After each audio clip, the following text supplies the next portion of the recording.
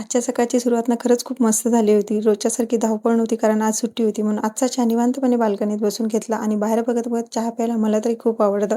मग आम्ही मायलेकीने अंघोळ केली, थोडा वेळ गॅलरीत ऊन खात बसलो, मेकअप वगैरे केला आणि उन्हात बसलं की अंगातली थंडी पण किती लवकर निघून जाते ना. आमच्या बाल्कनीत तर सकाळचं ऊन खूप छान येतं, पण रोज असा निवांत वेळ तरी कुठं भेटतो. म्हणून आज मनसोक्त उन्हाचा आनंद घेतला.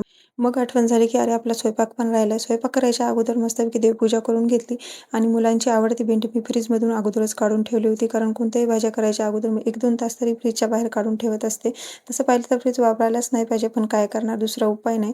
मुलांची भेंडीची भाजी केली. कांदा, टोमॅटो, खोबरं सगळं नीट भाजून घेतलं आणि नेमकं त्याच वेळेला लाईट गेली कारण आम्हाला दुसरी भाजी करायची होती आणि असं कधी-कधी होते ना, खरंच खूप राग येतो आणि मला पेस्ट तयार करायची होती. खूप वेळ वाट बघितली, पण लाईटचा काही पत्ताच नाही. पोळ्या पण करून घेतल्या तरी पण बिचारीचा काही पत्ता नाही.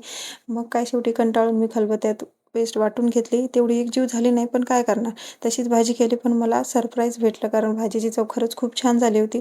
मग सगळ्यांनी मस्तपैकी जेवण केलं. तर अशी होती आमची आजची सकाळ. पुन्हा भेटूया पुढच्या ब्लॉगमध्ये. तोपर्यंत बाय बाय.